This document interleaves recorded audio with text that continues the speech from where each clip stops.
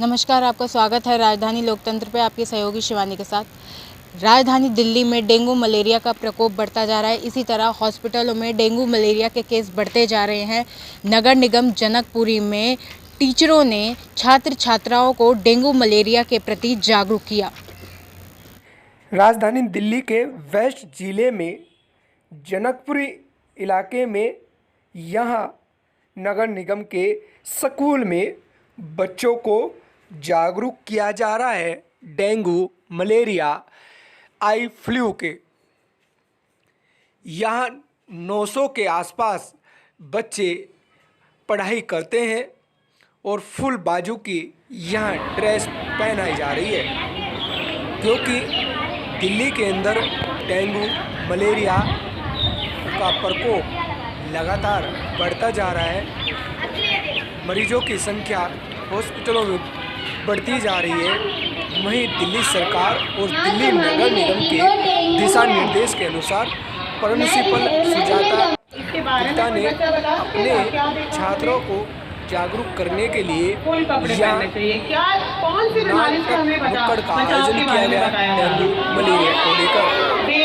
साथ ही यहाँ बच्चों को भी जागरूक किया गया स्पीच देकर। आप भी सुने। और डेंगू का मच्छर के जैसे उन्होंने बताया साफ पानी में पैदा होता है, तो हमारे घर में पीने के पानी की बाल्टी हो गई या कूलर हो गया या फिर छत पे, अगर कई बार हम क्या करते हैं कोई चीज टूट गई छत पे रख दो, काम आ जाएगी, लेकिन उसमें क्या होता है पानी भर जाता है जब बारिश होती है। अब पानी रुका हुआ है और रुके हुए पानी में हमेशा क्या पैदा हो जाते हैं मच्छर। अब मच्छर जब हमें काटेगा तो हमें बीमारी होने की संभावना बहुत ज्यादा बढ़ जाती है। आप जब विद्यालय आते हैं रोजाना आपको क्या बताया जाता है, कपड़े कैसे पहनते हैं हमारे? Full shirt. जब आपकी कमीज यहाँ तक होगी आप अपनी शर्ट देखिए, ऐसे करके बाजू देखिए। अब आपके पास कोई जगह तो है नहीं, कहाँ काटेगा मच्छर ना, है ना? पूरी बाजू की शर्ट और पूरी पैंट। आप लोगों ने पैंट पहनी हुई है पूरी?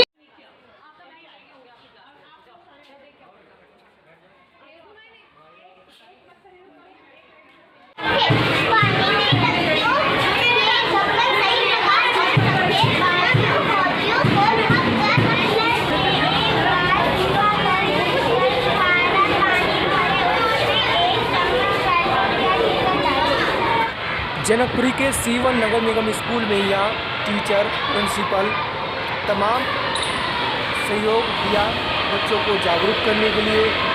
ये बच्चे देश के भविष्य हैं और इन्हीं के माध्यम से घर घर कॉलोनी में जागरूक कर रहे हैं डेंगू मलेरिया को लेकर, जिससे कोई भी बच्चा या उनका पेरेंट्स अंकल आंटी बीमार ना हो डेंगू मलेरिया को लेकर।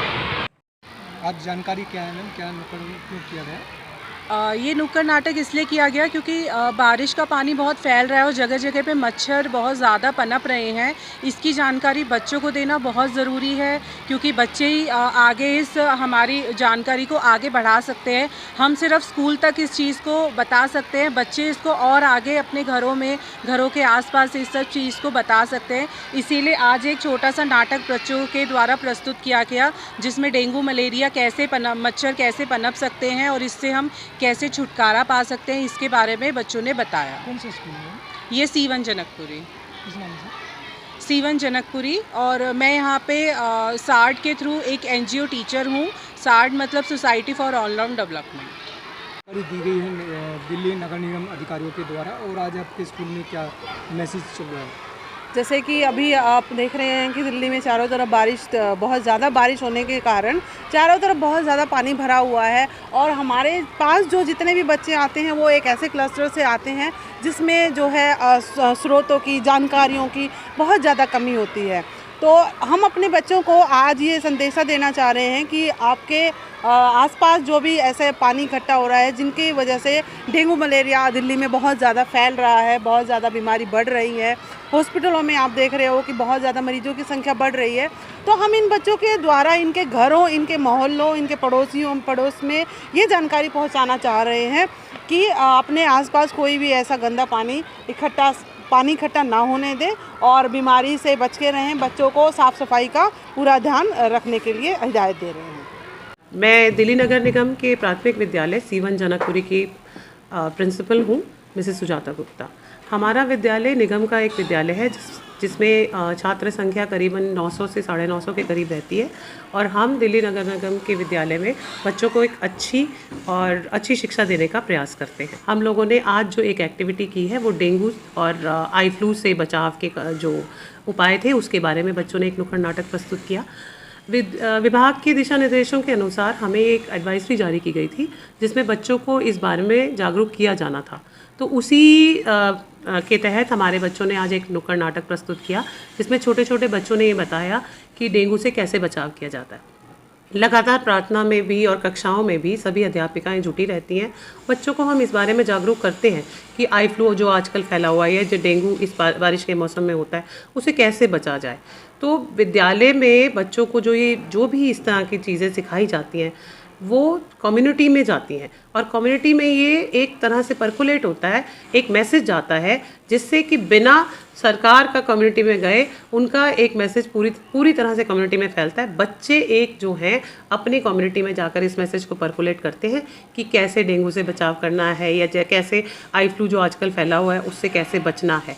तो ये जो विद्यालय जो हैं ये एक बहुत बड़ा कार्य कर रहे हैं जिसमें आसपास के लोगों को जागरूक करने का एक ज़रिया बनते हैं हम लोग और बच्चों को बहुत अच्छे तरीके से इसमें जागरूक किया जाता है। मैम, ये देश के भविष्य हैं, जाहिर सी बात है, खुद भी जागरूक हो रहे हैं प्लस पेरेंट्स को और आप अंकल आंटी को जिनको क्या मैसेज देना चाहते हैं, किस तरीके से जाता है मैसेज ये क्या? सर ऐसा है, स्कूल में के फ्रेमवर्क में ना एक स्कूल कमेटी होती है SMC मेंबर्स की, जिसमें स्कूल मैनेजमेंट कमेटी में हम लोग 12 मेंबर्स जो हैं पेरेंट्स से उठाते हैं। तो वो जो एक तरह से बडीज़ का काम करते हैं उनके साथ और अपने बच्चों के टीम के साथ हम इस तरह के मैसेजेस को फ्रेम करते हैं और उनके द्वारा इस मैसेज को कम्युनिटी में पहुंचाया जाता है। जितने भी माँ बाप हमारे साथ जुड़े होते हैं पेरेंट टीचर्स मीटिंग के द्वारा वो हमारे साथ जुड़ते हैं। तो पेरेंट टीचर्स मीटिंग जब हम कंडक्ट करते हैं तो एक साथ 500-700 लोगों को, 1000 लोगों को ये मैसेज पहुँच जाता है कि कोई भी चीज़ जो कम्युनिटी के बेटरमेंट के लिए है वहाँ तक ये सीधा मैसेज डायरेक्ट जाता है।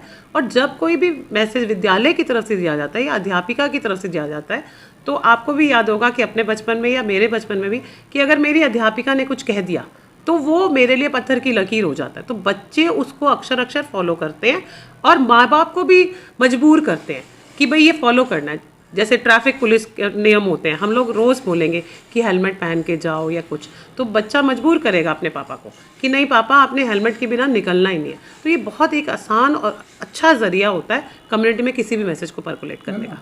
सर बारिश के मौसम में तो ये गाइडलाइंस आती ही हैं कि बच्चा पूरी बाजू के कपड़े पहने, पर हमने अपने विद्यालय में मैंने ये गाइडलाइंस की हुई है लड़के लड़कियाँ हमेशा पूरा साल ही हम लोग उनको पैंट्स में और पूरी बाजू के कपड़े में बोलते हैं आने के लिए। उससे क्या बचाव रहता है क्योंकि मच्छर जो है छोटे बच्चों को जल्दी काटता है। डेंगू का मच्छर जो है ना बहुत ऊंचाई तक नहीं उड़ता है तो छोटे बच्चों को जल्दी इफेक्ट करता है। तो हर वक्त हमारी ये बच्चों को एडवाइजरी रहती है कि आप पूरी बाजू के कपड़े पहनिए।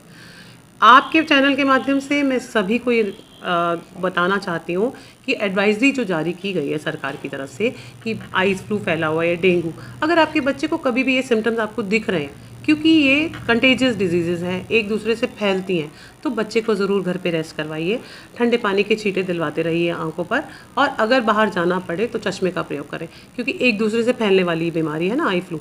तो ज़रूर इन सावधानियों का प्रयोग करते हुए अपने को भी बचाइए और अपने आसपास रहने वालों को भी इस बीमारी से बचाइए। Thank you.